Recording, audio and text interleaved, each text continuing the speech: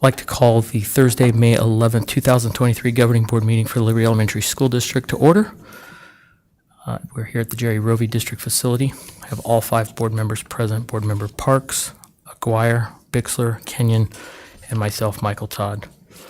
Our next item of business is item 1.2, the Pledge of Allegiance. Board Member Kenyon, can you please lead us? I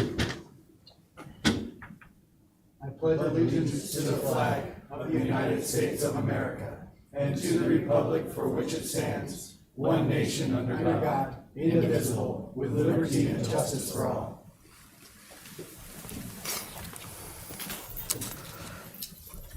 Okay, members, our next item of business is item 2.1. This will be a discussion and information session of each of our finalists. We had our consulting firm flip a coin with the 2 candidates, and they have advised me that Dr. Court Monroe will go first, followed by Dr. Stephanie Mahorn. I just wanted to give you a little background today. Both candidates were escorted to all 7 schools in the district by Miss Camp and Mr. Nuttall. My apologies. And we're able to take a short snapshot of each of the campuses, speak to some staff, and I believe all the principals were present for that. I did try to jump back and forth a little bit just to spend some time with the candidates.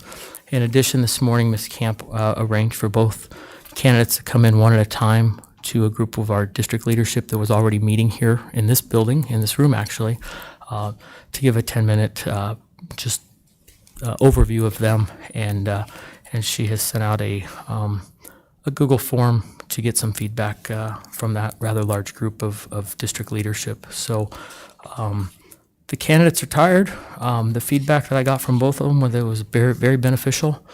They greatly enjoyed seeing more. We could all tell them about our district, but seeing it firsthand really brought it home for our candidates. For the public, I would say that I'm very happy that we have 2 very qualified candidates that we've narrowed it down to. I think this board's done a good job, and I'd like to thank all of you for your time and hard work in this process, as well as our staff. So without any more of that, we'll kind of set the ground rules. I would like to remind our members of the public, this is a human resources proceeding still. We can have no response from the audience. Okay, if there's response from the audience, be it good, bad, indifferent, that is grounds for removal from the chamber here tonight. So please, please respect the process and give them some time. The board has come up with some questions, and we also advised Ms. Camp to send out communication to the district, which I think was received far and wide, to submit questions. She has carefully gone over the questions and has created a few. So we'll move from there, and we'll ask Dr. Monroe to come in. We'll grab him.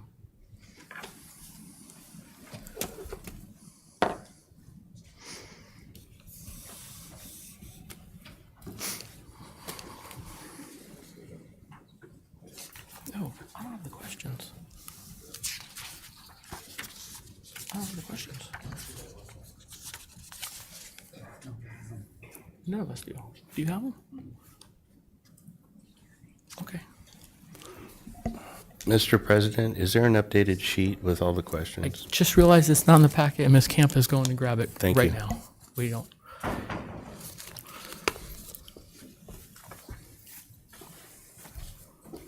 Welcome, Dr. Monroe. Just before we get started, we're live, and as all things when we're live, we have some technical difficulties. One being our questions were not in our packet. We're going to grab those questions for you really quick so we can move on. So apologize for that.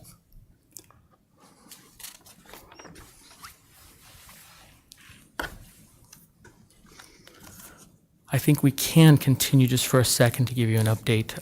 We would like to thank you for your time with our district and your interest. We've identified a couple of candidates that we feel are both very qualified, very lucky to be in that situation.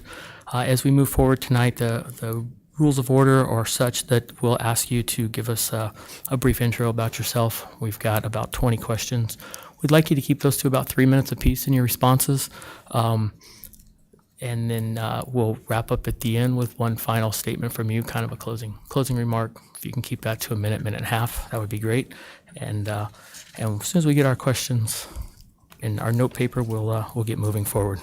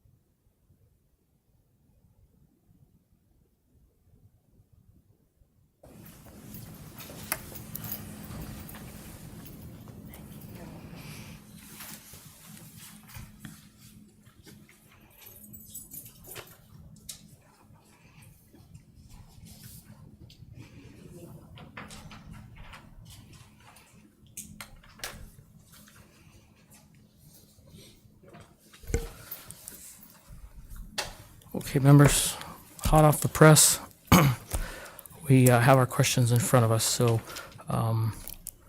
again, we'll move forward. Dr. Monroe, thank you for your time. If you will take approximately 2 to 3 minutes to introduce yourself to the community, and we'll then proceed with some questions. Sure. I'm speaking to the board.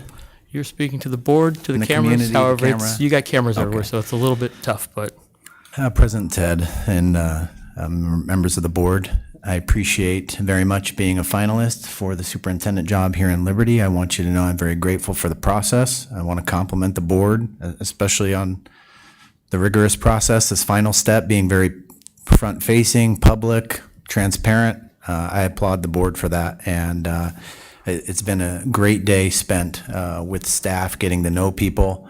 I mentioned earlier, a little bit like drinking from a fire hose, but it's been wonderful to meet the dedicated teachers, wonderful leaders, just the people I've been able to shake hands, so thank you. I would be remiss if I didn't wish all the teachers a happy Teacher Appreciation.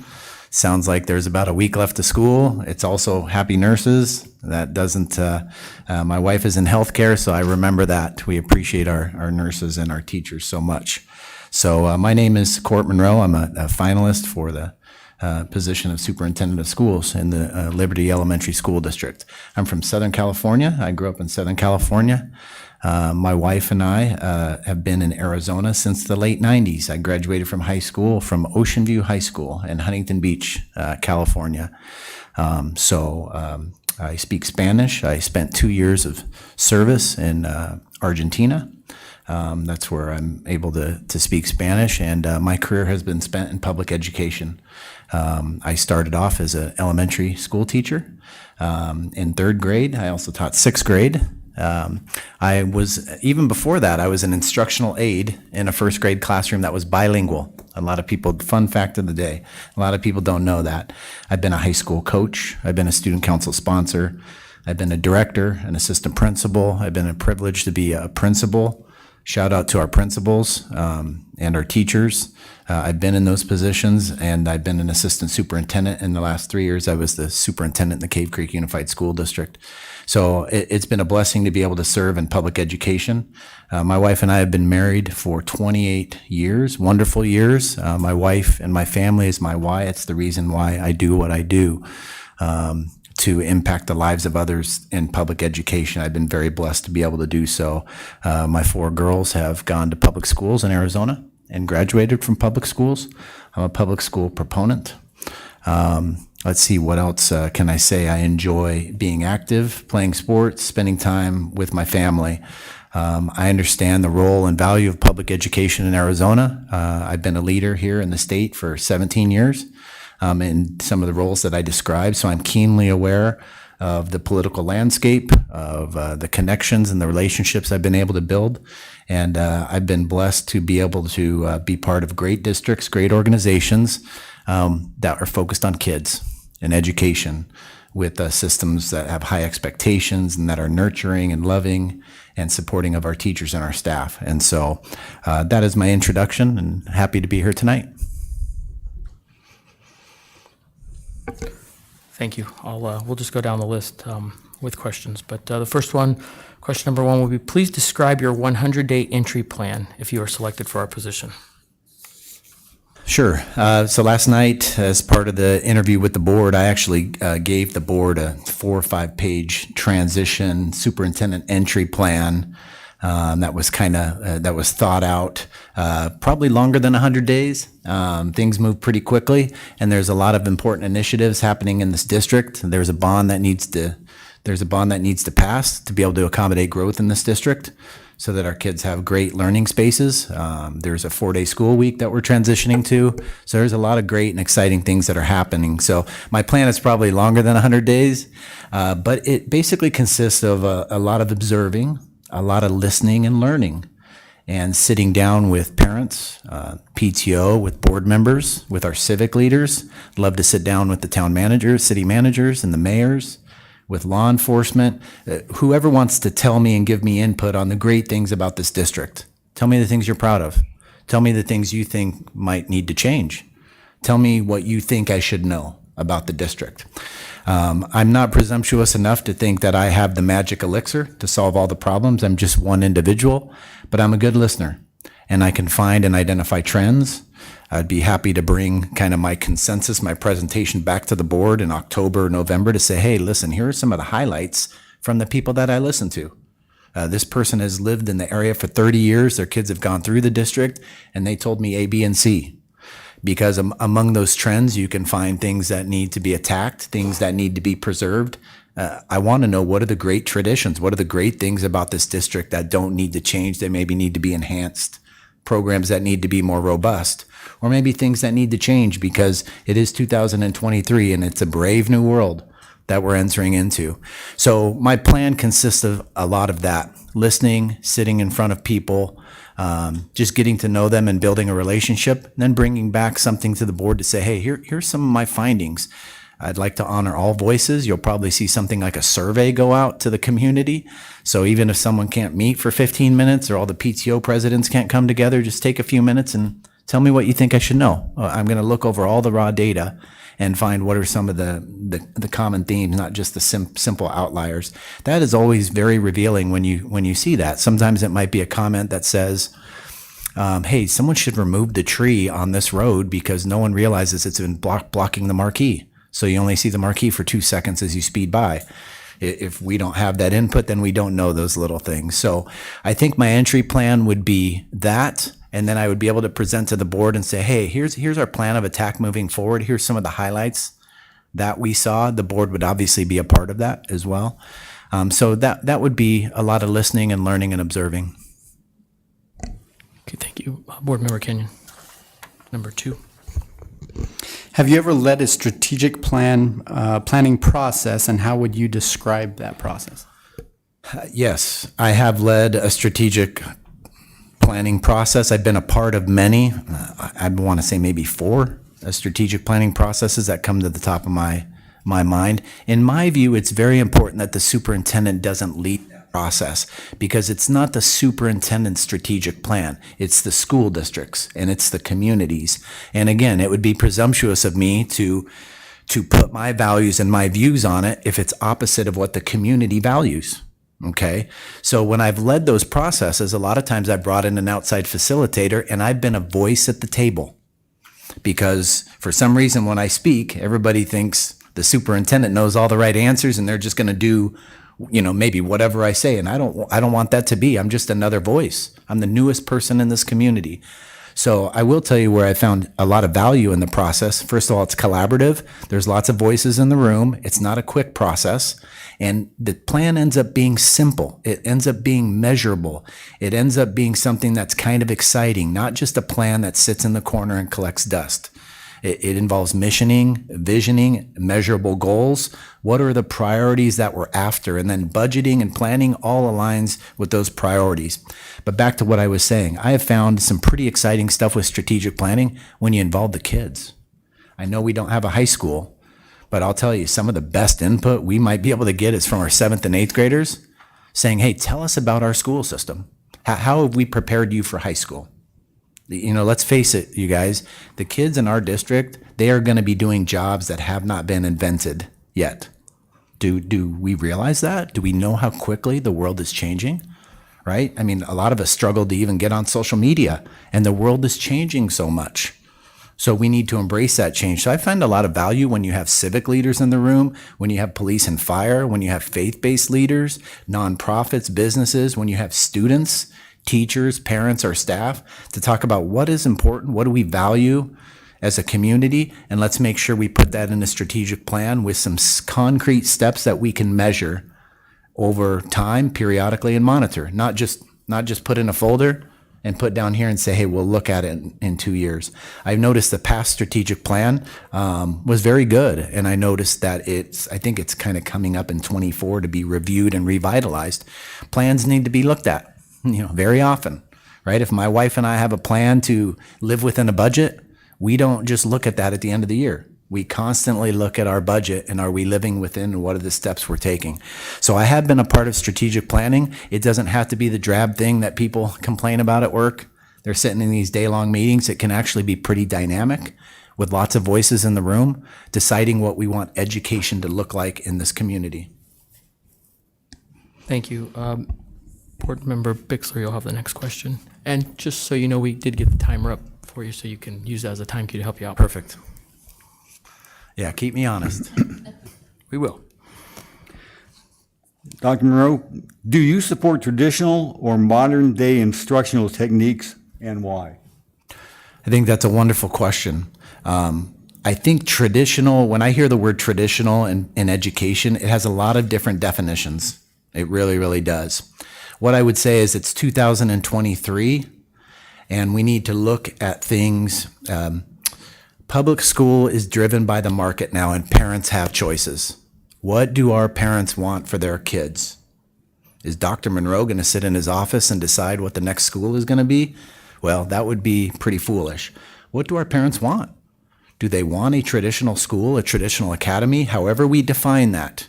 I do know many, many successful traditional schools throughout the valley, and that's what parents want. So I think if we're looking at elementary school number 8 or the next school, and we don't talk to our parents about what do they value in their child's education, we're doing a disservice, because they may go and enroll in a charter school, or they may go and enroll somewhere else. Okay? So I support what the market wants and what parents want.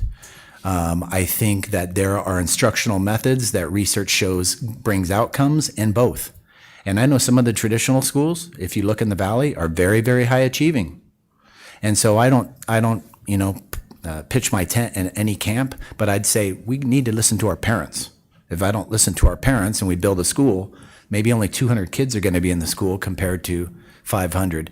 And parents, people have choices now, whether we like it or not. This is the climate of Arizona. People have choices for their education. They can get a voucher and homeschool their child. They can go to Great Hearts. I believe that's within our boundaries. That's an option. So a parent might just want their child to wear a uniform. So will they choose us?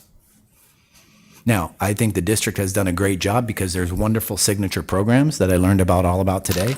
So if I want my child to be in the International Baccalaureate, Fine Arts, learn Spanish, there's school choices. But if I'm a parent, however we define traditional education, if I'm a parent who wants a traditional education, do we have a choice for them in our district? I don't know that question. And if we don't, then they're going to go elsewhere. I asked today, do any of our schools wear uniforms? Not that I'm a big uniform component, but if a parent likes uniforms, they're not going to choose our district because we don't have, whether that's right or wrong.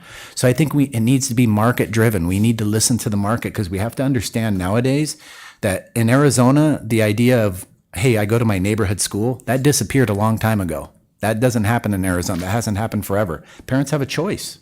The state really prides themselves. So can we provide those choices? And if parents want a traditional academy or traditional education approach, I think it's incumbent upon us, for the taxpayers, to provide that choice, like the district has done with signature programs. So that would be my answer. Thank you, Board Member Aguirre. You have question number 4.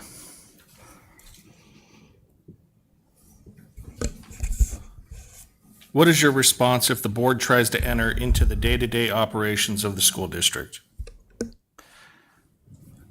The board's role is not to enter into the day-to-day operations of the school district. That's the superintendent's role. The board is in a governance role. They're decision makers. The superintendent brings them recommendations. They approve budgets. They revise policies. They vote on procurement. They evaluate and hire the superintendent, but they're not responsible for the day-to-day operation of a school district. When a board tries to do that, it can be a little fuzzy. And that's where a board and a superintendent have to have a trusting relationship. So one thing I would say to that is, I don't know, I'm learning a lot about the district, doing a lot of research, but I'd be very interested in having some written guidelines, kind of defining our roles. I want to protect the board. A lot of times people don't understand what your role is, and they might inadvertently put you in an awkward position by asking you something that you might want to feel like you have to resolve, but that's not your role. So I think we could come up with guidelines about, what's your swim lane, if you will? What's my swim lane? And when is it right just to listen to them, to empathize, and point them back into the chain of command? A lot of people don't want to resolve their point of contention at the point of implementation. I got that right. So if I'm out to eat and I don't like my food, do I jump over the server and go to the manager? Well, in my view, that would be foolhardy. I'm missing the chain of command.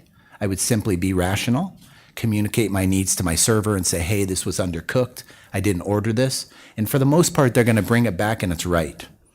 A lot of times a parent or someone may have an issue, but they feel awkward, or they don't want to approach the teacher because they don't want the teacher to get mad at their child or what have you, and they jump the chain of command. Sometimes I think that's what happens to board members, and I don't think that that's fair to you. Whether you're out in public watching a Little League game and someone says, hey, by the way, can you tell me more about this? And listen, it's impossible for the board to know everything that happens in this district. In fact, it's really hard for me to know every single thing that happens every single day. But that's why I'm here, to ensure the chain of command happens, to help the board kind of, if you will, stay in their lane and make sure that people get an appropriate response and the problem is resolved at the point of implementation. So wherever that problem was, if it was in the classroom, then it's resolved with the teacher. It doesn't go to the assistant principal. It shouldn't go to the principal. They're going to have to do all this work to even find out. I think a lot of times cooler heads prevail, and adults, teachers, and parents can resolve things. And so I'd like to help the board understand that a little better, and maybe even kind of just hold each other accountable, keep each other honest with guidelines that we agree, to make sure the board's not in the day-to-day operation. I will also just, as a point of reference, sometimes when you're not sure of something, you might say something and people take that as the truth.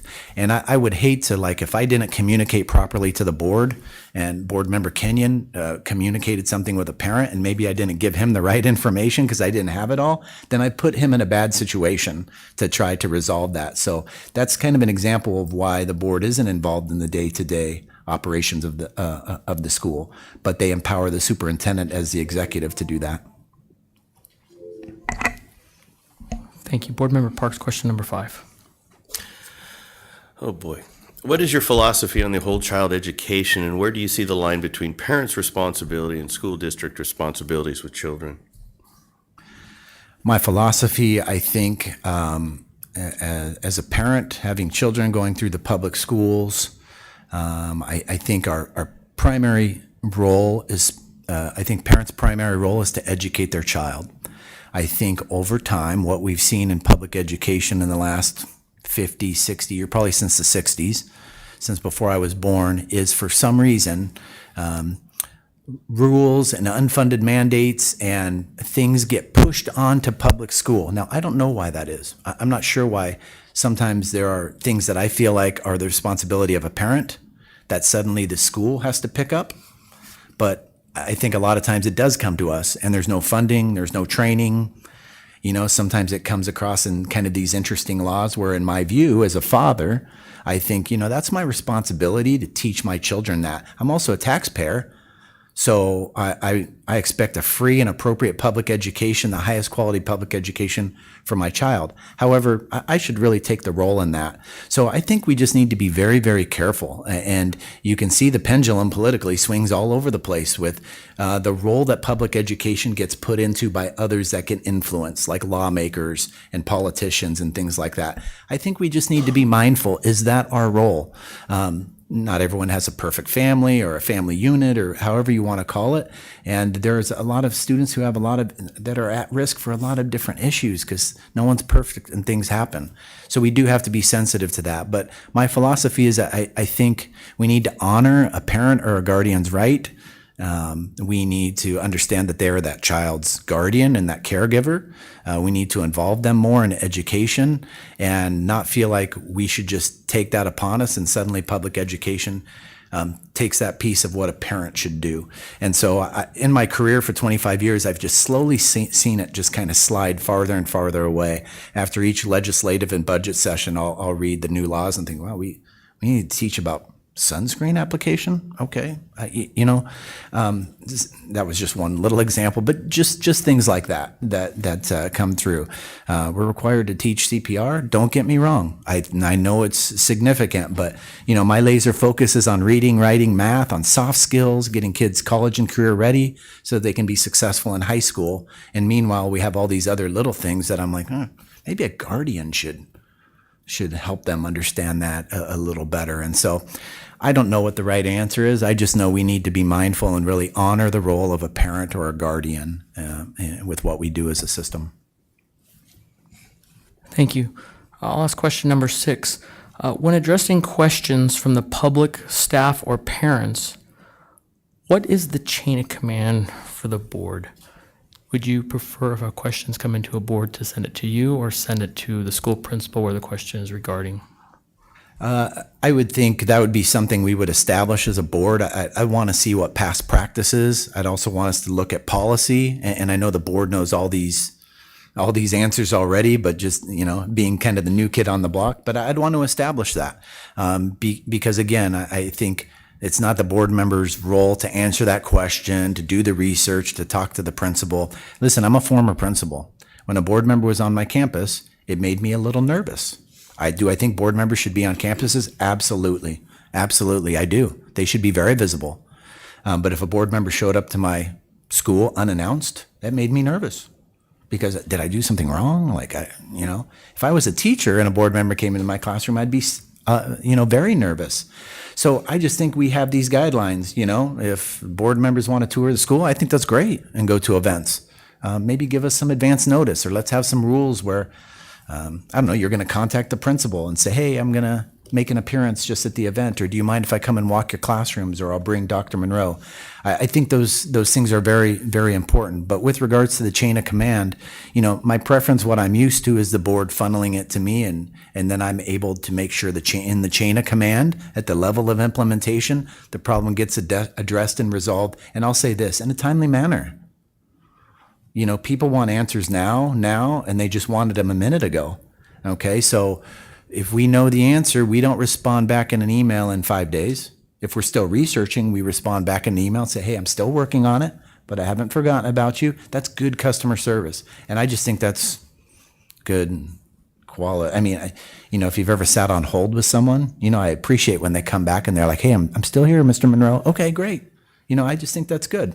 So I think it also protects the board, where a board member listens, takes that in, and again, if a board member keeps getting the same questions, maybe that's something we need to do in a study session.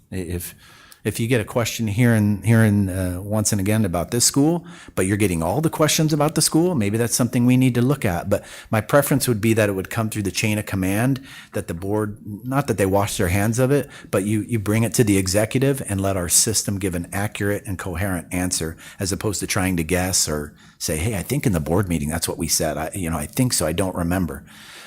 So that way we can all be on the same page. So that would be my preference. But I'd really like to set those, talk to the board and get preferences, and kind of just have that written down, because it just takes us all getting a lot of reps, getting some practice, so that we can support one another. Thank you. Question number 7, Board Member Kenyon. Can you give examples of the communication systems that you currently use when sharing information with the board, staff, community? Sure. With the board, some of the communication systems, obviously we have our board meetings, we have our study sessions, everything is happens according to the open meeting law. We follow everything legal and above the table. We're very transparent with what we do, like we are in this process. Every week, I like to send the board an update of kind of highlights of things that are happening or updates on different committees or projects that are happening. Again, all open meeting law compliant. And that's a really good, valuable communication. When questions are asked, if a board member emails a question, then I will BCC and respond to all the board members so they all get the same information. So again, we want to always be open meeting law compliant. So I'm always make myself available to answer phone calls from the board, respond to emails, to meet if needed, to make sure they have the information that they need to make an educated decision. In the board meetings, we want to have informative board meetings. We don't want them to be 4 or 5 hours long. We want to be concise. I want to be able to bring recommendations to the board that are well studied and have the board say, hey, we like option A, Dr. Monroe.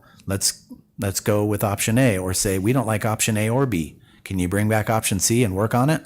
Because again, that's not the board's role to work on it. It's staff's role to do that. So that would be some for the board. With regards to staff, I like to have a lot of different groups that I meet with staff. I enjoy the teacher group. I understand that there's a teacher representative group, which I think is a super worthwhile process. Again, our teachers are the most important people in this district. Remember that the number one factor of student achievement for a student is the quality of the teacher. So we need to value and trust and empower our teachers more. So I would find a lot of value in listening to the certified staff, classified staff, also showing up to board meetings. I call them road shows. When something important is happening and there's education that needs to happen, I'll present the same PowerPoint in front of people or present the same presentation so everyone gets the same message. I've even done voiceover. I'll do a voiceover video that people can watch for 3 minutes because that way it's not watered down. It's one message. Or if I give a PowerPoint, I'll share that PowerPoint and say, this is what was said. That way you hold me accountable and we kind of stick to the message. But I think all of those things, surveys are really good. To the staff, I do newsletters. To the parents, I do newsletters. One thing that I was able to do and blessed to do in the last district, we did a vodcast. People are pressed for time. They don't like to read a lot of things. So if you really wanted to find out what was the big issue in the district and what was happening, you could watch the superintendent's little 3-minute video vodcast. I'm not the best on TV, you know what I mean? I'm not Mr. Personality or anything like that. But if you just wanted to put it on YouTube and listen for 3 minutes, you could find all about 8th grade promotion, or about how you get high school credit if you're in 8th grade, or what if I want to enroll my preschooler, or how do I fill out a tax credit? What does that really mean? You could watch a vodcast. So try to meet the parents where they are. Social media is huge. So we'll communicate with social media. Got it. And so if a parent likes Facebook, we're there. If a parent likes Instagram, we're there. If a parent likes Twitter, we're there. So to try to meet the parents through different communication. So I think that's the 3 parties. I hear the beeping. Okay, So we as well. Number 8 will be from Board Member Bixler. Dr. Monroe, how do you feel about a principal who responds, I don't speak to the board? the principal says that?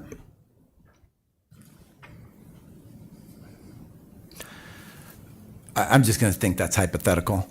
I guess I would say, to me, in my simplistic mind, that's very symptomatic of something that happens in a low trust organization.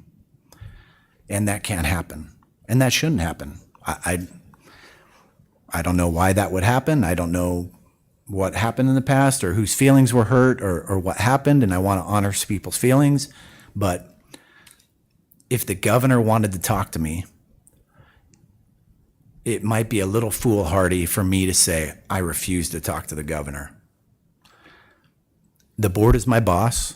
The board is duly elected for 4 years. They swear, they take an oath of office, and they should be able to talk to staff, especially a principal. So that's why I'm going to assume this is hypothetical, especially a leader. That's a lot of times how a board member gets information. If board member Parks and I are walking around Estrella Elementary School, and we're talking to the principal, Mr. Parks is going to be able to see all the programs and hear things from the principal. And, I think that's important. The board should be able to interact. I'm very much a proponent of the board being visible. I think I may have mentioned last night in an interview, in my last district, I did Friday coffees with the superintendent just to show up at a school. And if you want to come and get a coffee before work, come and shoot the bull and let's talk. It's an informal town hall. What questions do you have? I'd like the board members to come with me. We would take turns because I think it's important for the board members to be there. I've heard that a lot of our board members are very visible at school events, not calling attention to themselves, but just being there to support, standing in the back, being shown, with their back. I think that's important. I think that's a high trust, healthy organization. So I'd really want to dig deep on this, Board Member Bixler, because that would be very concerning, especially because our principals are leaders in this district. And I'd want to find out the genesis of where is this lack of trust? How can we restore that? I am keenly aware that there's a lot of steps we need to take to mend fences or restore trust in various areas of this district with the board, with parents, with kids, with staff members. And that has to be our number one priority, student safety, staff safety, but being able to restore trust in our system, making sure we're on the same page, making sure that I'm creating a safe space for people to be able to speak and that there's no retribution, that I'll be heard, that I'll be valued. So that's an excellent question, but I would say to me, that's symptomatic of a very low trust organization. And we're really hurting our kids' education if that's kind of what's happening in our district. Thank you. Question number 9 will be from Board Member Aguirre. What is your view of professional development? Should it be done in the district, outside the district, or a combination of both? Can you read that one more time, please? What is your view of professional development? Should it be done in the district, in the building, outside the district, outside the building, or a combination of both? So my answer would be, you're not going to like this, but I'm going to sit on the fence on this one. I think it's a combination of both. I really, really do. I think, again, it's a little naive of us to expect that we can give all the professional development for our kids. Now, I have complete faith in the people I've met today. I think there's a very high level of professional development that we can provide. However, sometimes it's limiting if we don't go to outside. Okay, I'm the superintendent. I like to grow. And so sometimes my growth comes from outside sources. So I do think there's times when professional development happens outside of the building, outside of our staff. We need to be very careful about what kind of professional development we're going to, what kind of materials that are being brought in. Are they vetted? Have we given parents the opportunity to review them? Have we followed policy? So I think it's both. I think my guess is this district has people that are so capable that they could present high quality professional development, but we would have a ceiling. And in order to challenge ourselves, sometimes we need to go to an outside source. And there's a lot of other successful districts around us that we can learn from, just like they can learn from us or other organizations, consultants and things like that. So especially a district that's our size, we're not a large school district. We're a small to medium school district. I mean, Tucson Unified, Mesa Public Schools are the largest school districts in the state, and their professional development is tremendous and through the roof. And it would be unfair of me to expect our Ed Services department of 7 people to have something as robust as maybe a department of 50 people. So I think there's a degree of practicality there as well. However, it's kind of like Hollywood, it's a copycat league. And so we learn from other districts. If we find out that, I don't know, Buckeye, Pendergast, some of these other districts are doing something really good, and Mrs. Camp, Mr. Nettle, they make a field trip over there with some of our principals and teachers. They learn about a program and bring it back. We can learn from others. It's one of the things that I feel like is a strength of mine, being able to network, bring in strength to this district with grants, with other public services, with nonprofits that can benefit our students. So I would say it's a combination of both of those. Thank you. Question number 10 will come from Board Member Parks. How do you define SEL curriculum? How do I define SEL curriculum? I would say, how do we equip students for the skills outside of the classroom? Or, let me provide a few examples that are in my mind. Teamwork, decision making, conflict management, anger management. Are we helping our kids understand have those kind of skills? Are we having many lessons? Are our counselors, our second grader who gets angry and lashes out and hits another student? Is there a lesson that helps that student understand you need to stop? Maybe count to 10, maybe take a deep breath. How do you make friends? Right? How do you make friends? Again, things that parents teach their kids, but I think SEL plays a huge role in education. Now, don't get me wrong. As a superintendent, I'm laser focused on making sure our kids are college and career ready, that they can go to high school, that they have the skills, that they have the grit, they have the resources to be successful. But it became very apparent during the pandemic that there's a lot more than just reading, writing, and math going on with our young people. Again, I had a daughter graduate during the pandemic. Okay, she missed graduation, she missed her varsity softball season, she missed prom. Her developmental journey is different than all my other girls and myself and my wife and probably most people in this room. So there's going to be different social, emotional needs that we all have. And so I guess I would define SEL that way, kind of the skills needed outside of the classroom, if you will. And those would be maybe a few, conflict management and those kind of things that would be in a mini lesson, or, a counselor might do in a small group with parents saying, hey, can you help Johnny, process through this and, try to not ruin relationships, but keep friends. So that's what I would probably say simplistically about SEL. Thank you. Question number 11. Give an example of ending a program, why it ended, and how it ended.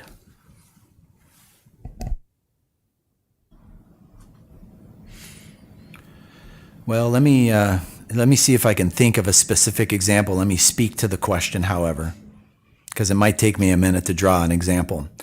I think when you've made a commitment to a child and to a parent about a program, and that program, there's no return on investment, we're using the money in an inequitable manner, it's drying up the students or parents that are involved in it, and we're investing a bunch of money.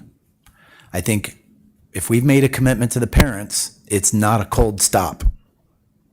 I would hate to sit in front of a parent and say, yeah, you made that decision 2 years ago and we told you it would be around 4 years, but guess what? We changed our mind, things changed, we're stopping it right now.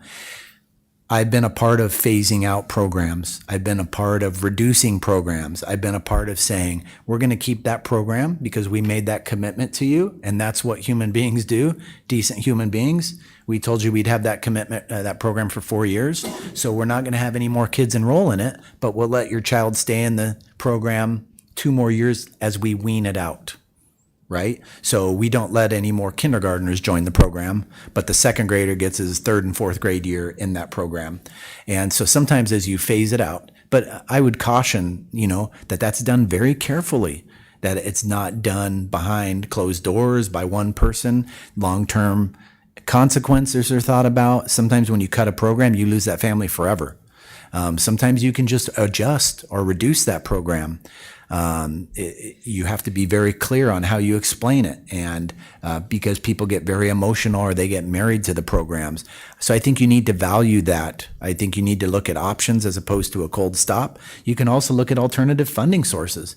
If it's something that's going to be valuable to us, are there other grants?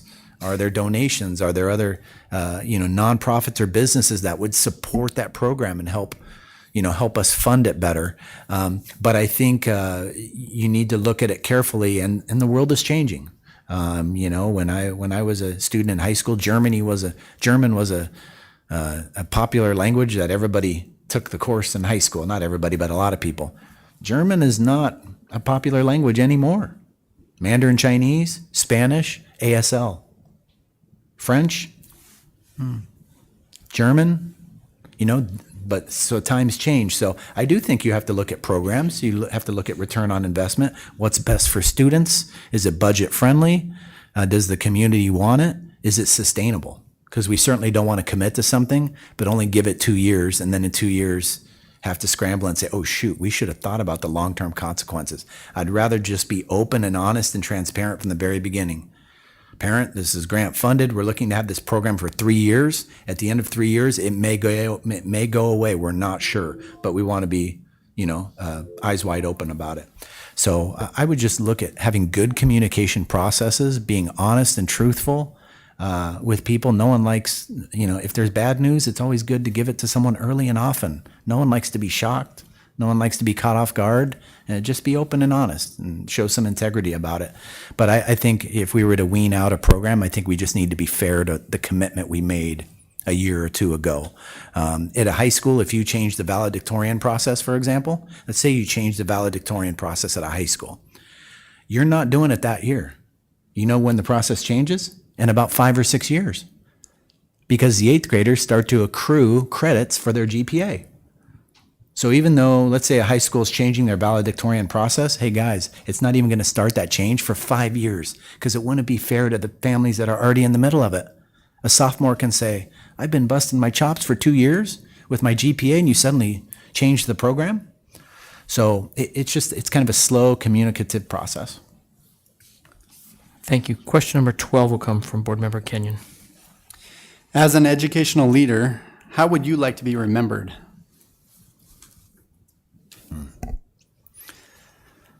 I don't want to get too deep here, but I would say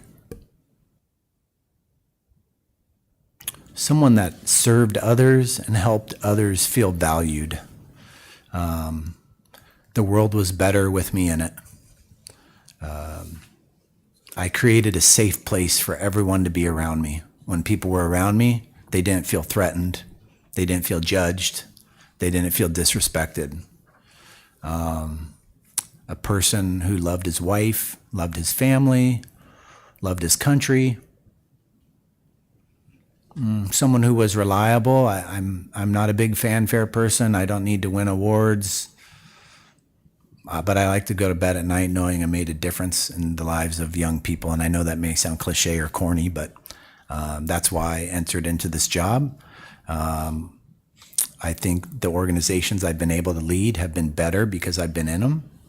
I think if you were to ask people that know me, they would say that I'm reliable and friendly and responsible and, a good person, who has a good heart. When I'm in the room's better because of that. So that's probably how I would like to be remembered if I'm being morbid and thinking about, my funeral, those kind of things, right?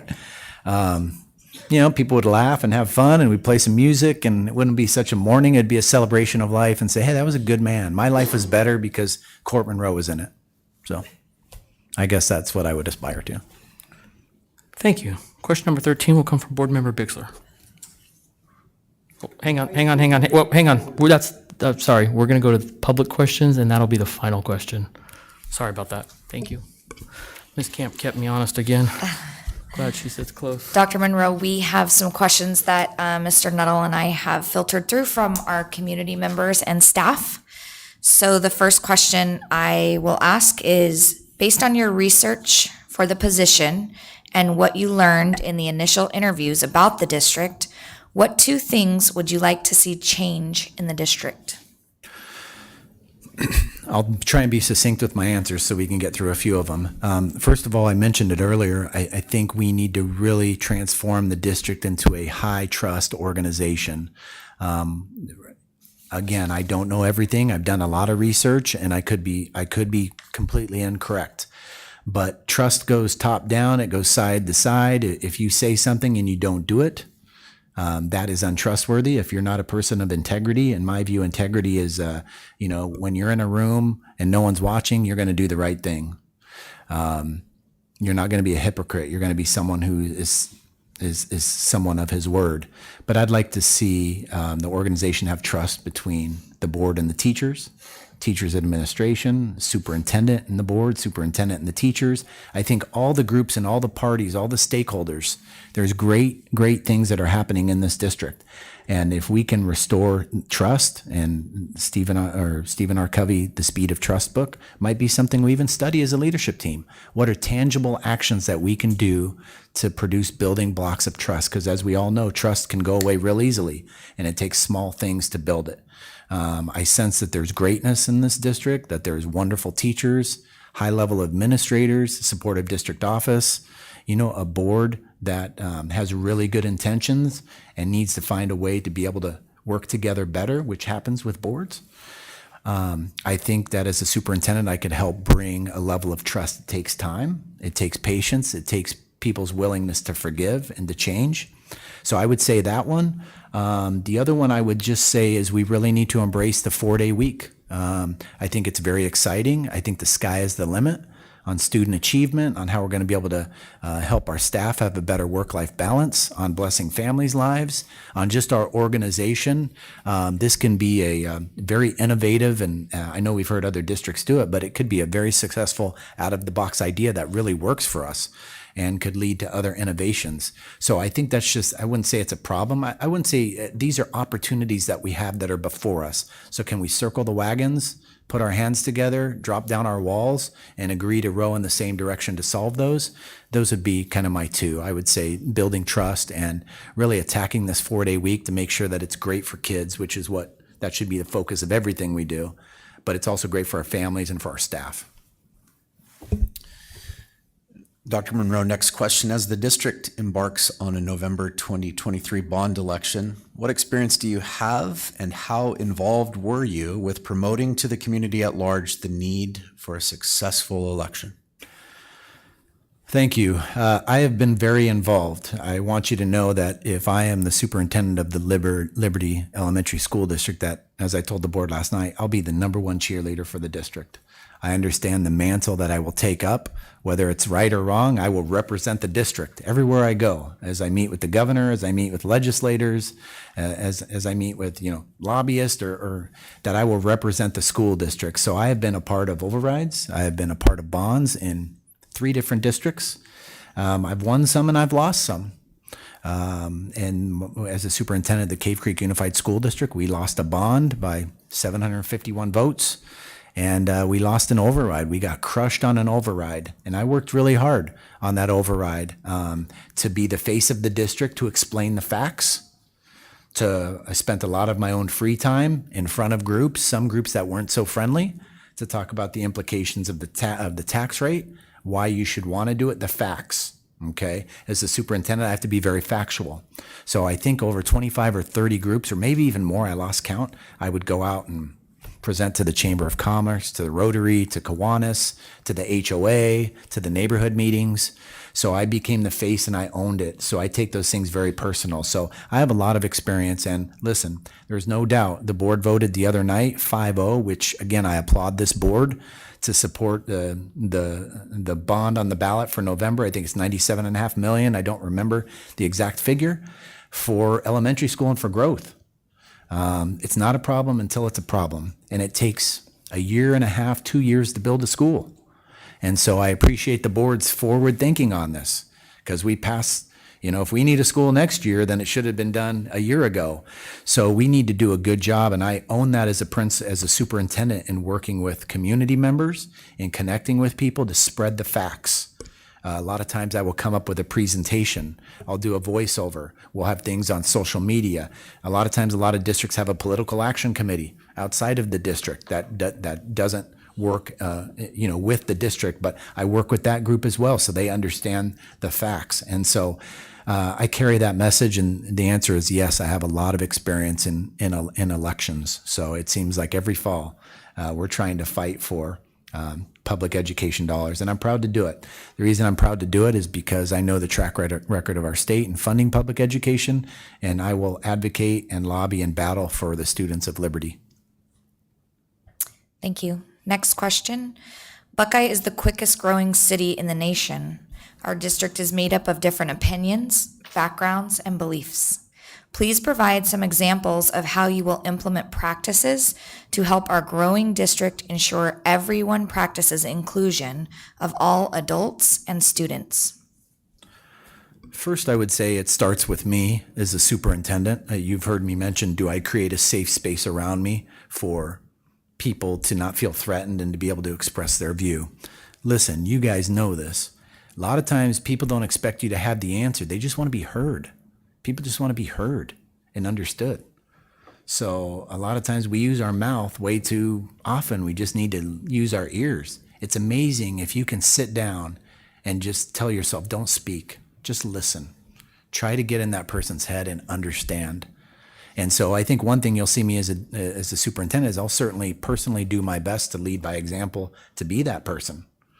I've had a lot of success in building networks with business partner leaders, with other organizations within the community, to be able to hear and to listen to their views, to invite them in, to have different opportunities where these things are discussed. What does the community value?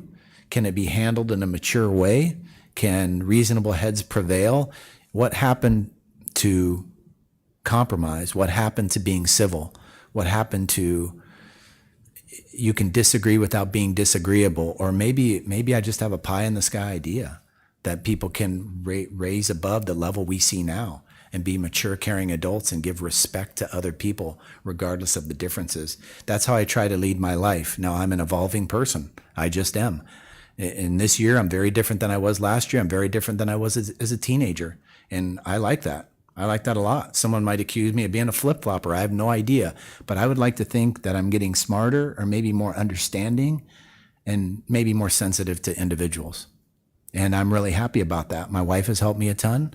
My daughters have helped me a ton, and just trying to be humble and listen to people and create a safe space. So I think you would see structures. You'd see business partner breakfast. You'd see the coffees with the board members where we go and interact with the public. I think those are all healthy things so that we can hear people and listen. I may not be able to say the right answer to give you perfect satisfaction at that moment, but at least you will walk away and say, hey, he at least listened. He gave me a few minutes. He responded to my email. No one's ever responded to the email, because we have to somehow figure this out together, where the world is going and where our corner of the universe here in Buckeye, what we value and what we want to happen with all the various backgrounds in this area. I speak Spanish. That's been a blessing in my life. So that has helped me. I don't speak Mandarin Chinese or other languages that might exist, if there's a language barrier, but we can build those bridges and cause those things to happen. And so that's how I would answer that. Thank you. Next question. You answered a little bit of the first part of it, but I'll read it anyway. What are your initial thoughts about 4-day week, and how might you help the district manage the 4-day school week? I'm anxious about it. I'm anxious because I've done homework and I've seen, I want to compliment administrative staff, the board. I've seen, I think it's been happening maybe since October or November. I might be wrong, where the board and people have really been picking it apart and studying it. I know there's been presentations. I reviewed a PowerPoint. I know other districts have done it. Listen, as I mentioned earlier, it's 2023 and public schools are losing kids in Arizona. People have choices. We need to be able to respond to the market and innovate and think outside of the box. Maybe this is one of those answers. I will say I think it shows a bold, brave board and staff willing to embrace the change and make it successful.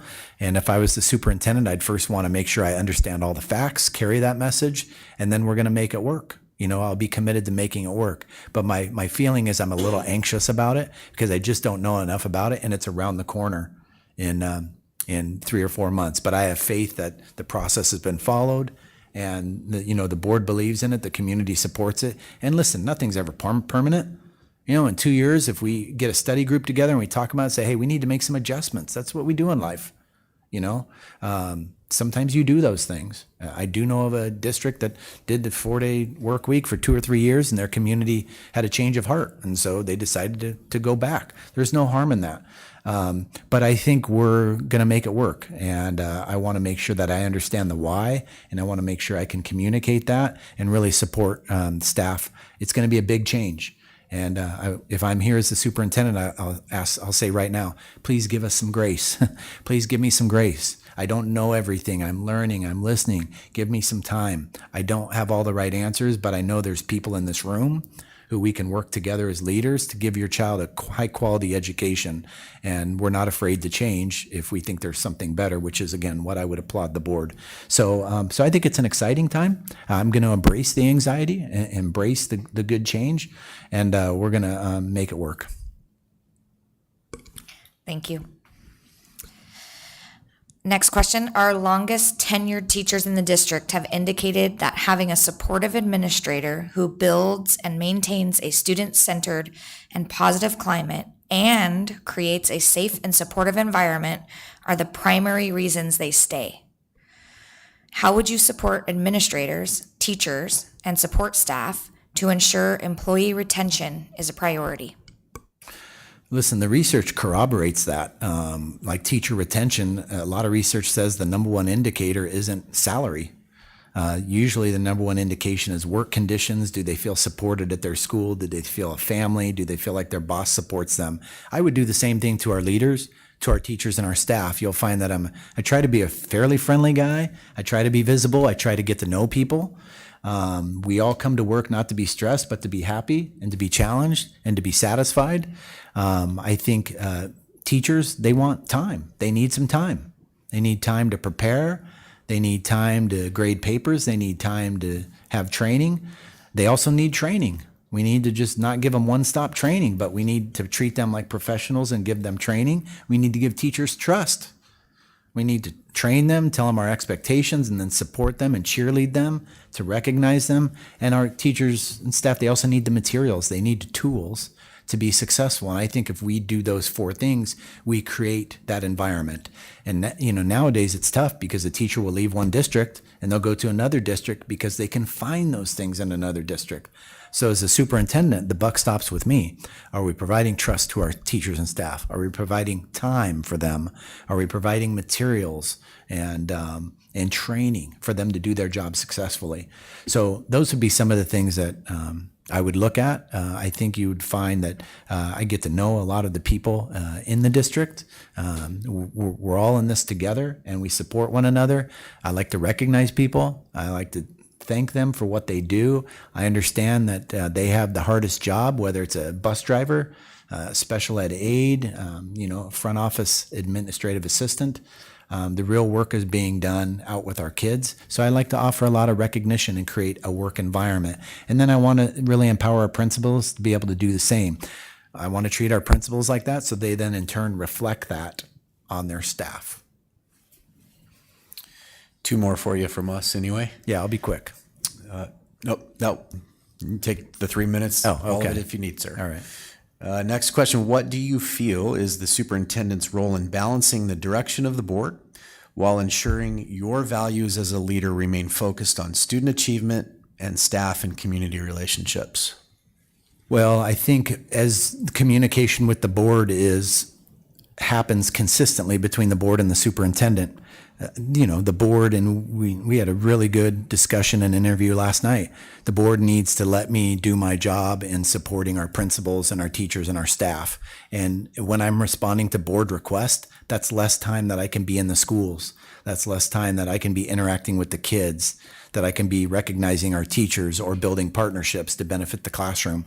And so I would humbly just request that the board honor that role and make sure we take care of all the right things at the right place and the right time.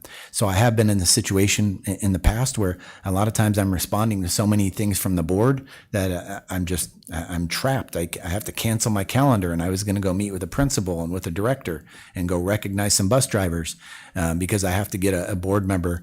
And I think we can do that. I had a good feeling spending time with this board and some of the things and their expectations of me and how they told me that they would support me and work as a board. I think we can do that because, again, my focus is on the kids, the young people of this district, number one. Number two is the staff members of this district, keeping them safe, making sure they thrive, making sure they're, as I mentioned, ready for their lives in high school, and making sure people want to work at the Liberty Elementary School District. So I think that can be acknowledged in our guidelines as we write down how are we going to communicate with one another, what's the appropriate avenue to do this.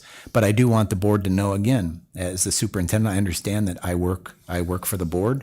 We're team members, and I will get them all the information they need in a timely fashion as possible. Thank you. Last question from us. Share your thoughts about the value and unique opportunities signature programs provide for the schools in Liberty Elementary School District. And second part, what would you consider to be our next signature program for school number 8? I think Number one, I think I was really tickled today. And again, just did a quick stop in at some of these schools, 15, 20 minutes, 25 minutes, meeting a few teachers, walking through some classrooms. But it's pretty awesome that each school has a signature program. If I move in from Ohio and I move into Goodyear or Buckeye, and I want my child really has an affinity for the performing arts, then I can enroll in the school. I can take my child to that school and drive them, and they can get that education. If I need STEM education or a foreign language, I really am impressed how Liberty has unique signature programs, so they've provided a choice for parents. I don't know what the next program is. I think our parents do. And if our parents say it's this, then we create that. I've heard there's International Baccalaureate's real popular. The Spanish program is thriving. There's a lot of exciting things that are happening. Is it a traditional education? Is it another foreign language? There's a lot of different programs that are out there. Is it an equine program? I know we have an ag science. I mean, there's some pretty unique things that not all districts have that we need not take for granted. So, but in the past, when I've been a part of growing districts, I was in the Queen Creek Unified School District, wonderful district, top 10 in the state. We built a school almost every year I was there, and schools had signature programs, and schools had different identities. And do you want to know what we did? Is we surveyed kids and we surveyed parents. What kind of program, as opposed to Mr. Nettle, Mrs. Camp, and I, and the principals saying, hey, this sounds like a good one. We asked the parents who are moving in from Ohio and California, and guess what? They want this program. They want an ASL program. ASL is booming. We want our kids to learn sign language or something. So I think we learn from our parents. And then we're not afraid to adjust. We evaluate programs. It's okay to say, hey, we have a communications program or we have a STEM program, but it's a little flailing right now. So what do we do? How do we make it more robust? How do we support it? How do we support the principal? But I wouldn't pretend to know. But I think there's a lot of really good districts we can learn from. And remember, as I mentioned before, this is a market-driven. Parents are driving the market. They will go to where they want the program. So we can't be everything to everybody.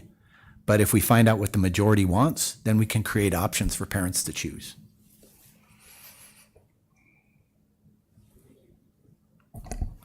Thank you for that.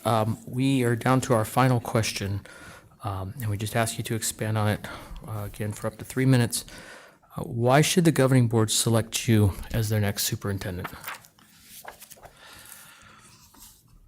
Well, I want to thank everybody. I'm sorry I've been a little long-winded. I'm certainly not the most articulate, but I hope you can feel of my passion and my enthusiasm for public education. I've been blessed to serve with great people.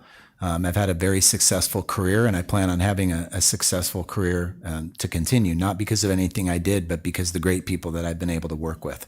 So as you've been able to hear, I have a lot of experience in leadership, have a lot of experience in Arizona. I have a lot of experience as a parent. That's a very valuable hat that I wear all the time as a parent, like most of us do.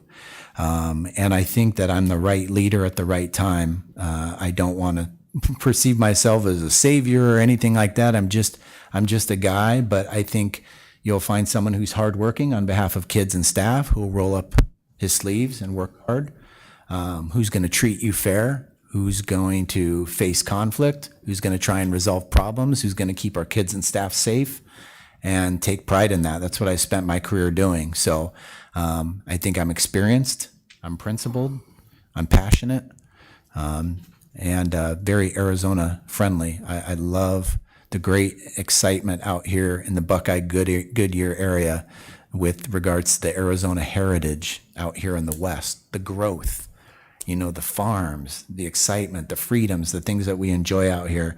Just the people that I met today, it was exciting, and it would be a privilege to be a part of that. And I think I could add a lot of value to the district if I was to be the superintendent. And I want to thank everybody for listening to my long-winded answers, and hopefully you're not falling asleep too much, but that would be the answer to my question. Great, thank you. Just to give you a little update, we have one more candidate that we'll interview next. The board will then convene to discuss our next steps of entering into a contract with with our selected candidate. You should hear something by later on tonight, and our consulting firm will be the one to reach out to you. Thank you. Thank you for your time. We're super excited to have interest from all candidates.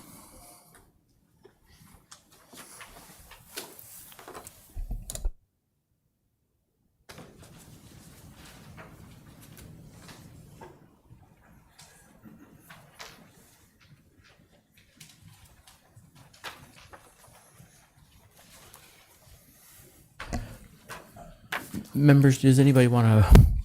Maybe we had a break. Did Board Member Aguirre leave the dais? I can't see him. Oh, okay. Does anybody need a break before we continue on for another hour? Okay, we're waiting for one more copy of the questions, and then we can call our next candidate, which will be Dr. Stephanie Mahorn. And I think Mr. Nuttall will grab her from the outside.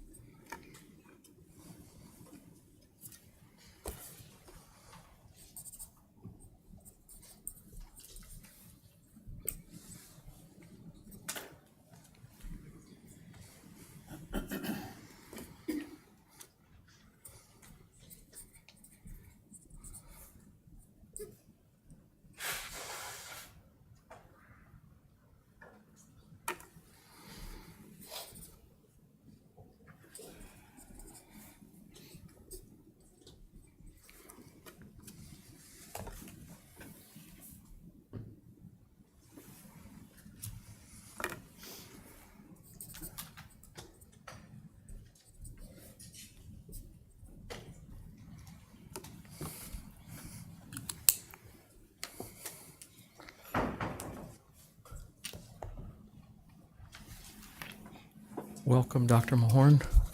Thank you.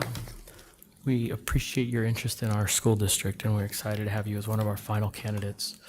I know you had a long day today.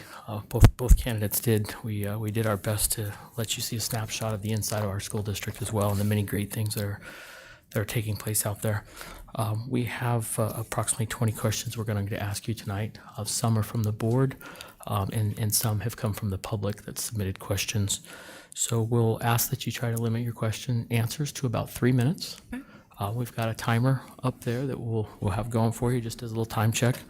We understand some of these are complex and maybe a little bit longer, so if you need to finish your thought, please feel free to do that. Okay, thank you.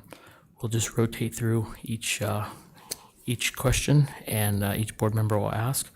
I will start off by just asking you to give us a 2 to 3 minute introduction and of yourself, and this is also being videotaped and live on our YouTube channel. So there's a couple cameras that you can address the board or the public, however you feel most comfortable. Okay, thank you.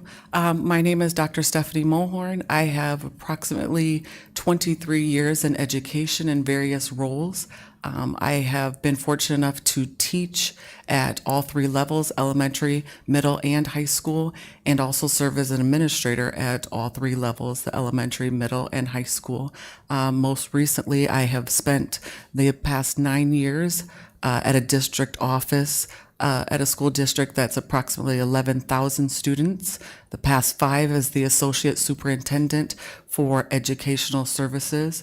And as part of that role, I have been responsible for lots of things, budgeting, overseeing many different programs such as ELL, special education, our IB program, Talented and Gifted, is in addition to everything curriculum and instruction pre-K through 12. Great, thank you. I'll start with our first question, and as I said, we'll rotate down. If you can please describe your 100-day entry plan into our district if you are selected for the position. I have my plan right here, and I have it separated into 3 different areas, and it is leader of learning, leader of service, and leader of change. And my main points under Leader and Learning is to talk and work with the team to define a rigorous and quality vision for teaching and learning and what that looks like at Liberty.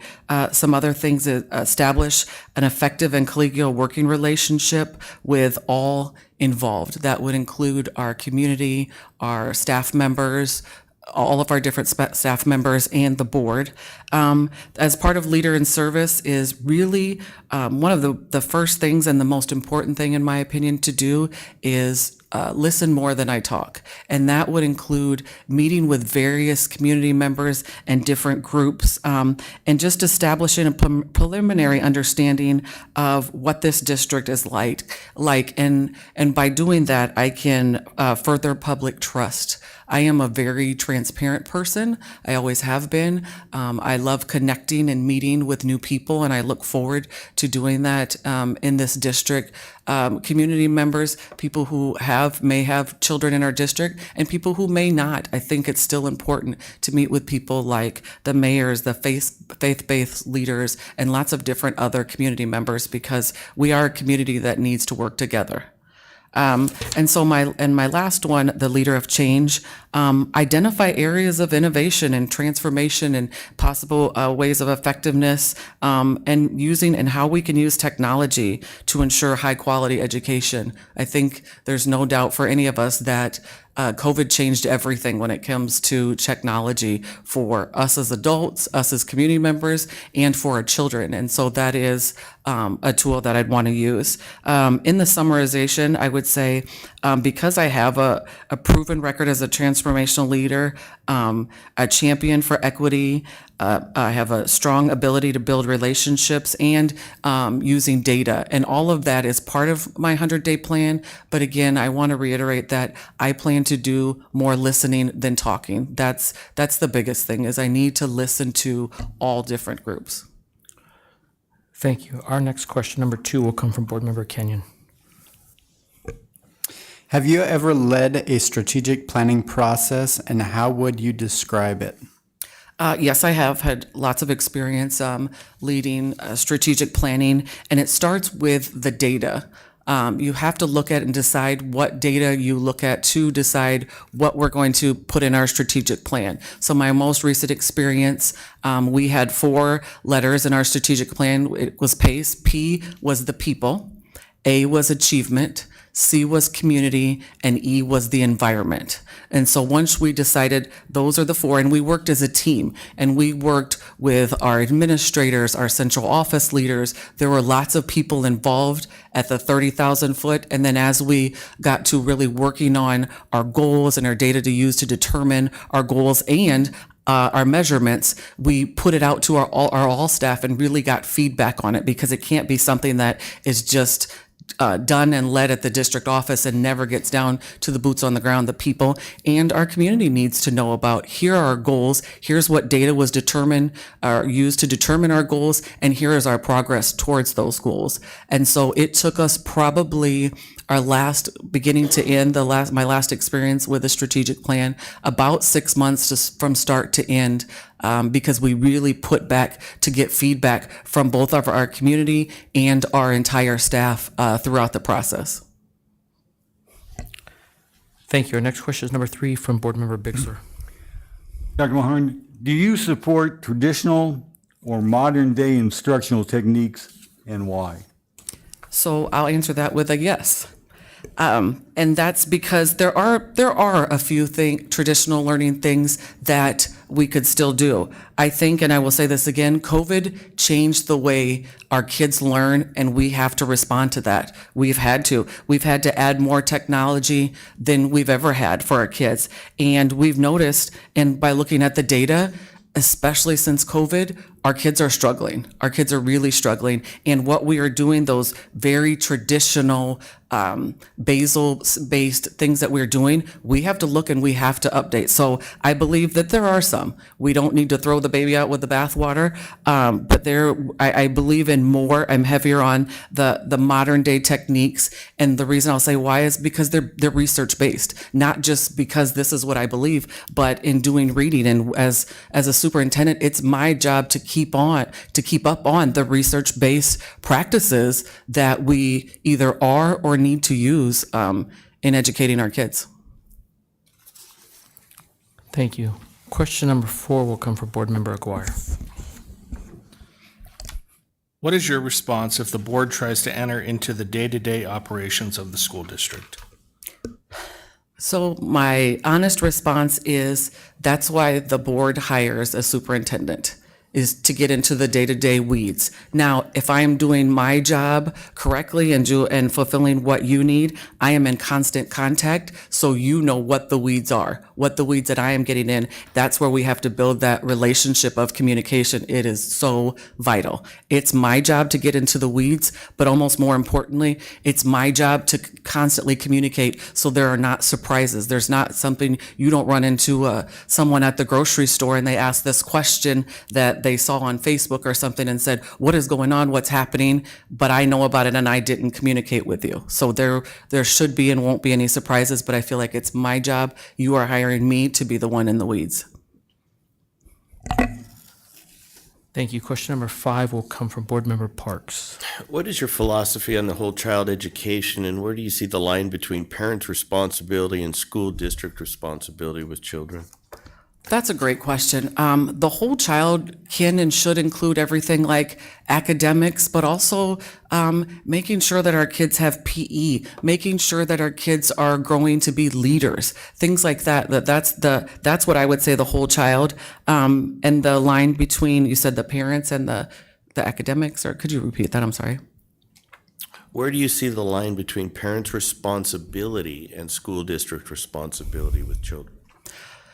That's a great question. I think and I believe that our parents do the best job that they can. And I think we should always assume positive with whatever our parents need. Our parents and kids are truly our customers. And so we need to listen to them and we need to partner with them to find out what they need. So our responsibility, of course, is to educate the child, but I think we all know it's not just as simple as that. It's not just as simple as sitting in a classroom. We're going to do math for 90 minutes. We're going to do literacy for 90 minutes. You'll go to lunch and then go home. There's more to that. So we need to see our parents as partners and find out how they can partner with us, so we can make sure that those lines are clear between the parents and administrators. Thank you. Question number 6. When addressing questions from the public, staff, or parents, what is the chain of command? I guess it would matter who the initial question came from. So I'm completely comfortable if I would get a question directly from a community member, from a parent, from anyone. I'm completely comfortable addressing that. However, when it does come to, let's say it's a situation where a parent is upset about something or a decision that a principal made, my first contact would be with that principal, with the person closest to the source. Before I'm answering any questions, I want to make sure that I have the most information possible and talk with that principal of, would you like to contact the parent directly? Do you want me? How can we collaborate together to make sure that the parent or the community member gets their question answered? And so I would always check with whoever first and just make sure it's a collaborative answer, not just I'm going to email back right away before I find out all the information about the situation. Because I found that generally when we get questions, there's something in the background that I'm missing and I need to know some information before I would answer. But I'd also make sure that I at least acknowledge that someone reached out, whether it's by phone or by email. Thank you for your question. I'm going to do my research, but I will make sure that somebody gets back to you. Okay, number 7 will go to Board Member Kenyon. Can you give examples of the communication systems that you currently use when sharing information with the board, staff, and community? So in the current district that I'm in, we use a program called Blackboard Connect, and we can blast out informations to different groups. So we can blast out information to all families. We can blast out information to just families of kindergartners, or just families of students identified at ELL. So we can be really specific. We can send out information about busing. It's just bus 41 is going to be late today, and we can send that out. So it's really specific. We can send out to all staff. We can send out to just elementary teachers. We can send out to elementary staff, which would include everyone that's on staff in elementary school, whether it be a Title I teacher or a custodian in an elementary school. Doesn't matter, that would go to all staff. What we also do, we use a lot of social media to blast out things to our community. That's huge. I understand here you also use a quarterly newsletter. I think that communicating with the community consistently in the way the community wants. So our community really wants Facebook. They really engage in Facebook. Another community might want more blast out telephone calls or Twitter or different media types or paper things. And so I think it's important to find out how the community wants to be communicated with, because it's important. It's important that our staff have information, our parents have information, and our families and our people who they're in our community, but they may not have children in our schools, but they still want up-to-date information on what's happening in the Liberty schools. Thank you. Question number 8 will come from Board Member Bixler. How do you feel about a principal who responds, "I don't speak to the board"? I would respond by asking more questions, because that to me says there's some history that I am clearly missing there. That's what I would say immediately. I would ask, what I believe that we all need to work together, including you all as board members in front of us. We all need to work together. We all need to be transparent and do the best we can for kids. And that includes communication. And so I'd have more questions probably than answers on why that would be. If we want the spirit of transparency for our community, our board members need to engage with everybody, in my opinion. Thank you. Question number 9 will come from Board Member Aguilar. What is your view of professional development? Should it be done in the district buildings, outside the district buildings, or a combination of both? I think it has to be a combination of both. We have really smart people who are great at their jobs within buildings that we can learn from constantly.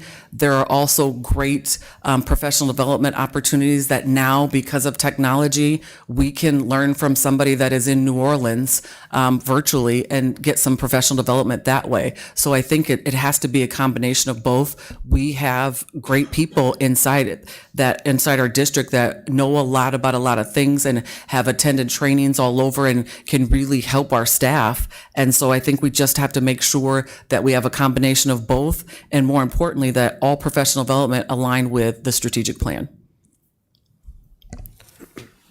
Thank you. Question number 10 will come from Board Member Parks.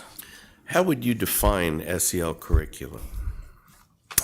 I think that can be an interesting one. I think, in my opinion, SEL is just more of just teaching our kids things like the 7 habits of leader in me. I visited a building today, and that's what they focus on. That could be SEL. Let's teach our kids to just be good people. The 7 habits of the leader in me are great 7 habits. And I got to see that today at one of our buildings. So that's what I would see as SEL, just doing the thing, like having our kids, put first things first and have them think about that.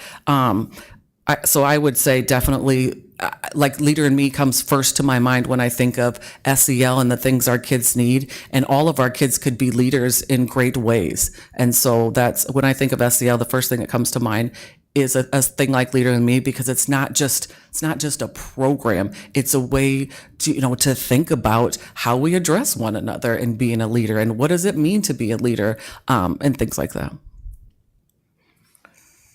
Thank you. Question number 11 Give an example of ending a program, why it ended, and how it was ended.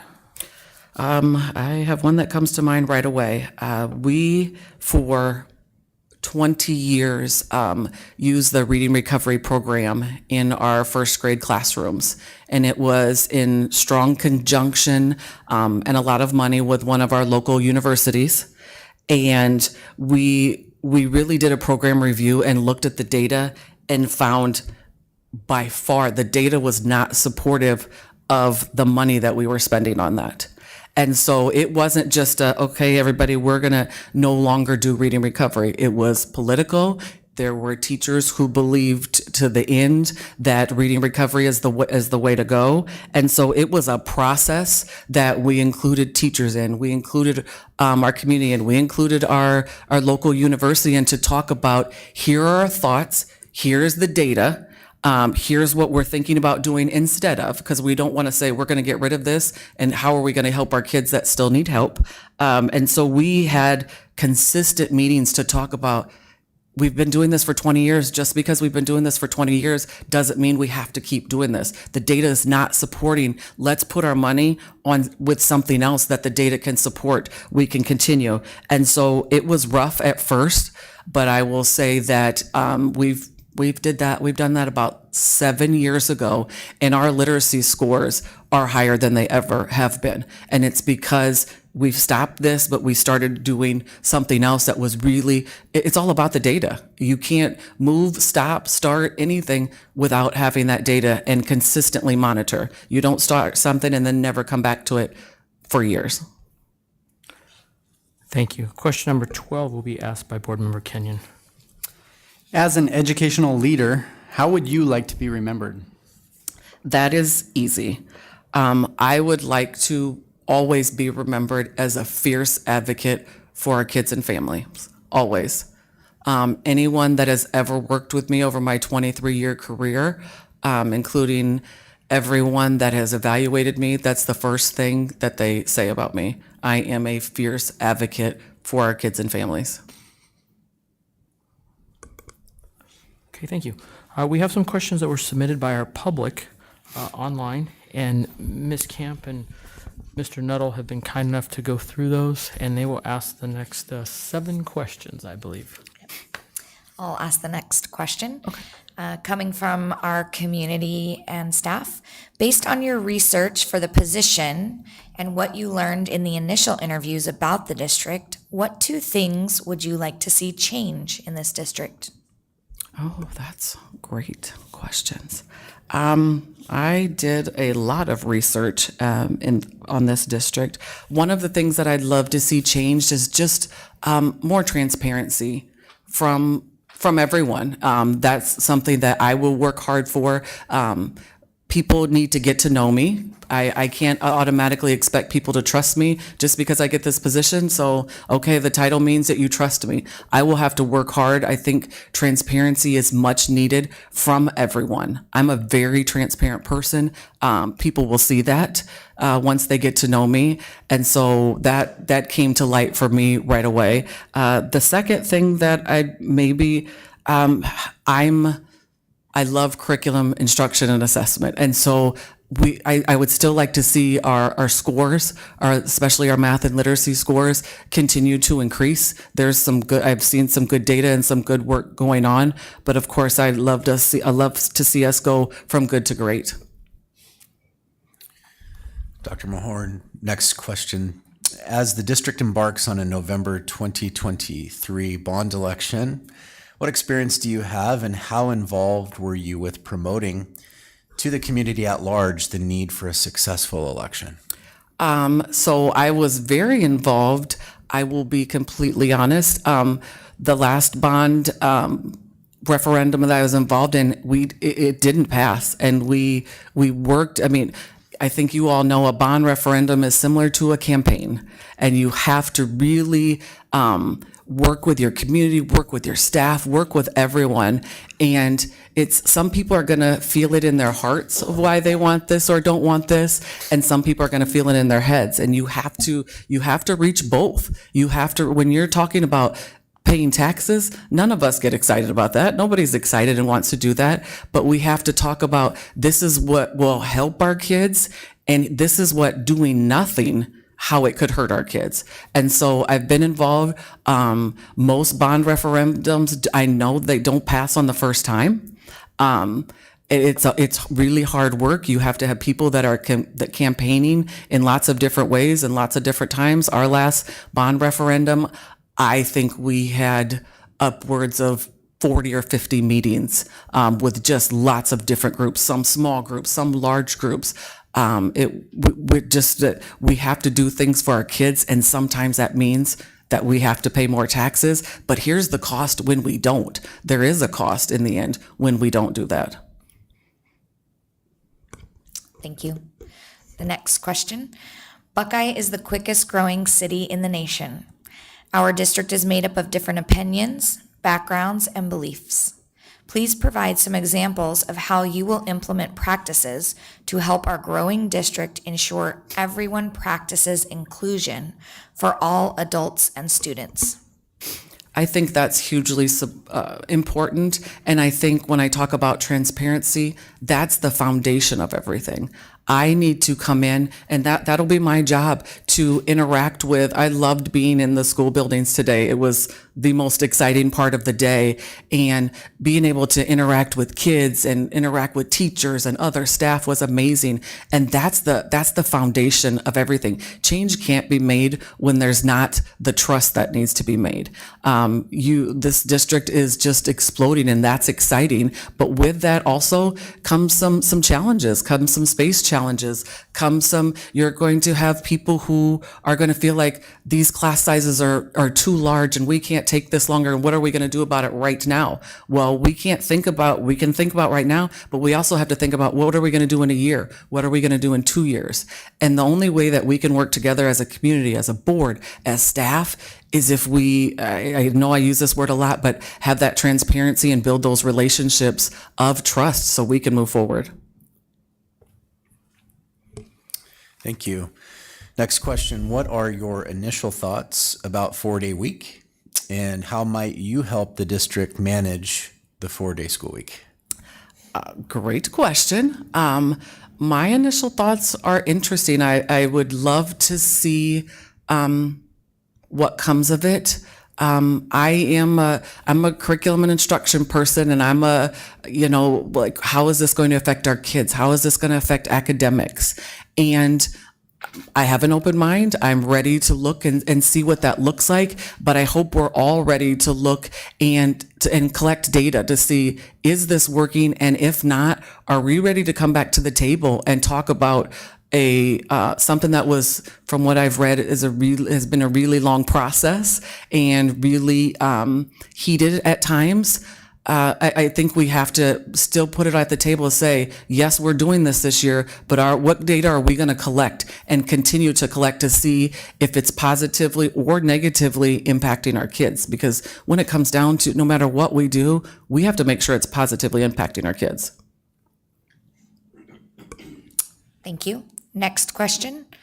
Our longest tenured teachers in the district have indicated that having a supportive administrator who builds and maintains a student-centered and positive climate and creates a safe and supportive environment are the primary reasons they stay.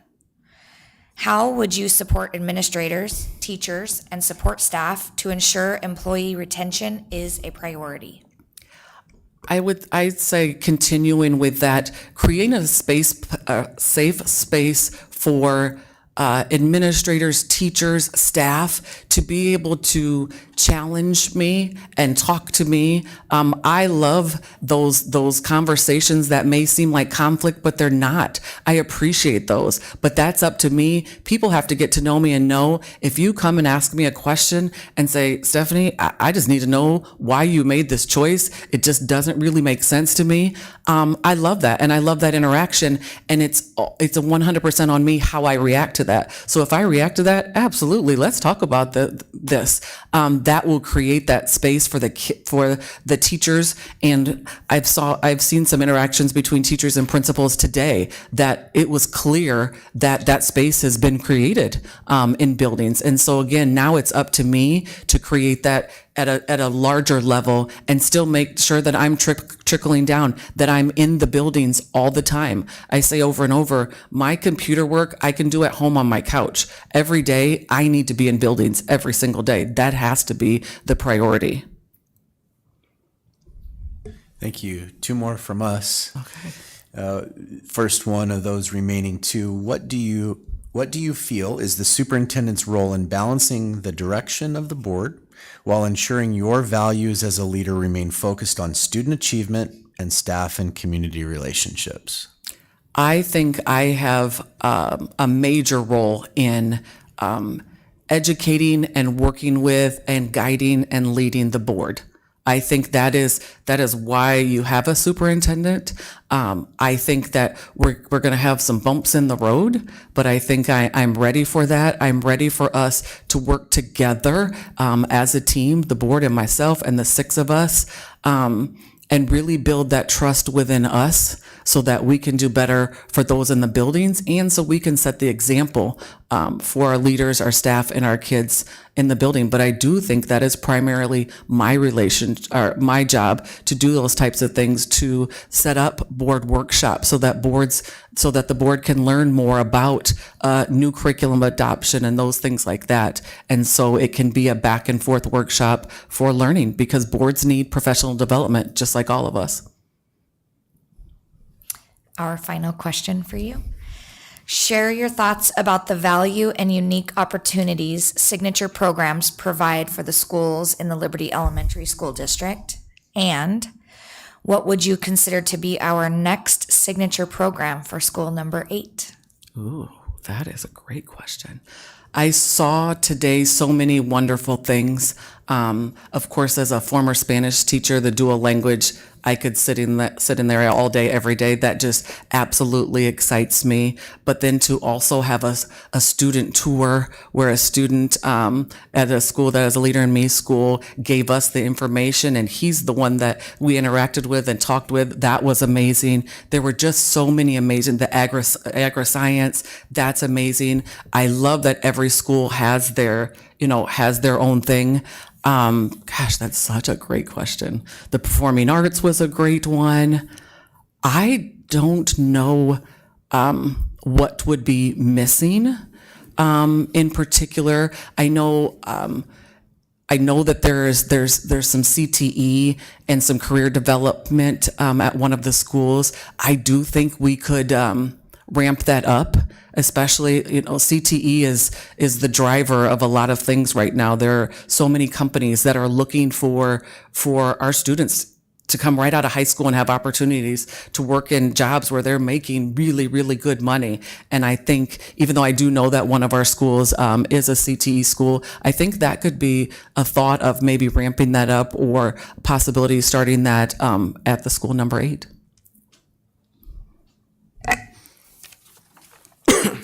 Excuse me.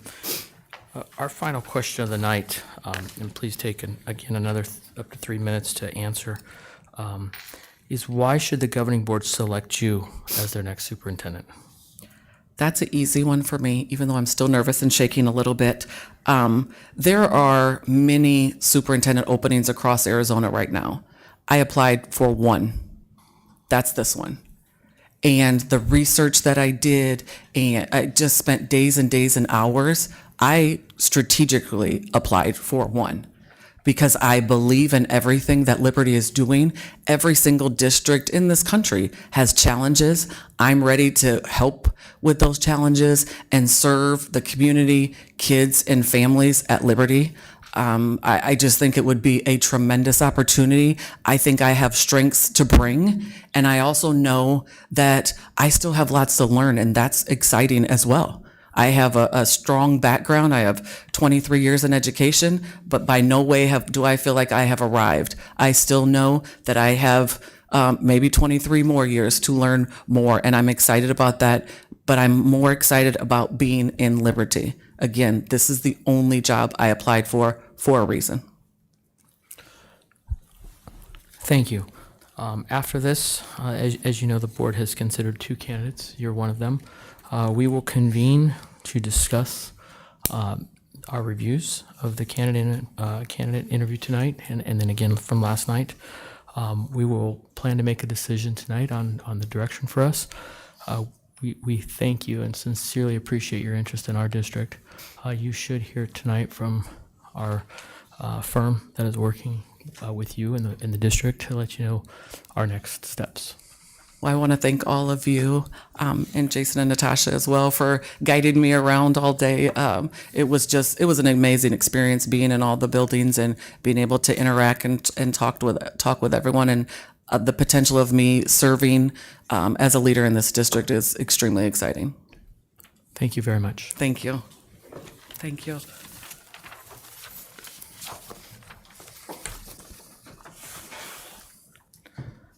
Members, our next item is item 2.2, possible action to convene an executive session pursuant to ARS 38-431.03A1 for review and discussion of finalist candidates.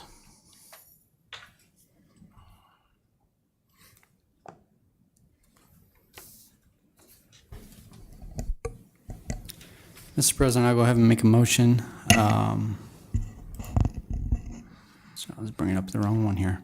Make a motion to convene an executive session for the agenda item 2.2 pursuant to ARS 38-431.03A1 for review and discussion of finalist candidates. I'll second. Okay, I have a motion and a second for an executive session to review and discuss the finalist candidates. When I call your name, please specify your vote. Board Member Parks? Aye. Board Member Aguirre? Yes. Board Member Bixler? Aye. Board Member Kenyon? Aye. I'm also an aye. We will show that approved 5 yes, 0 no. Time is 5:48, and we will convene to executive session.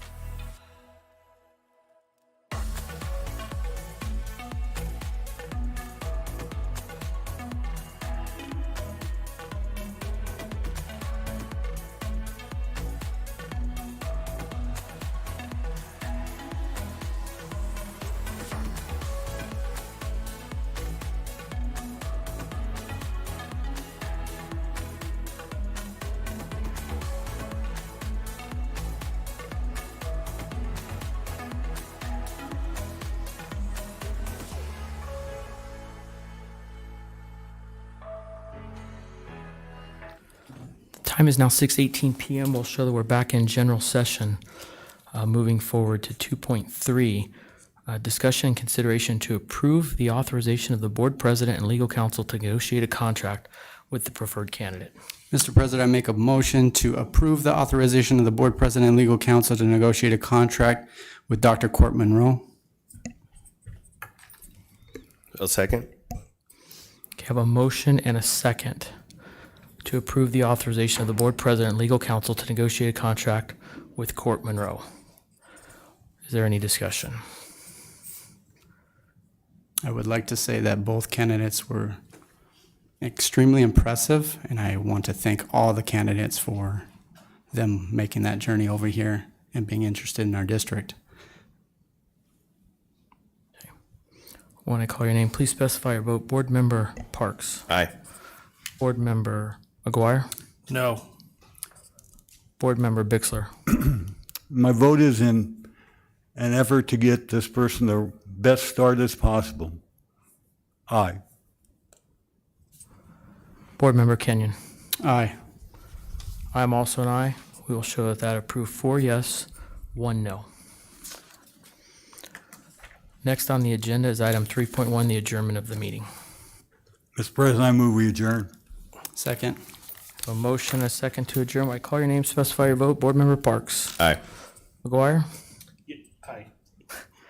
Aye. Bixler. Aye. Kenyon. Aye. I'm also an aye. We'll show that approved 5 yes, 0 no. The meeting is adjourned.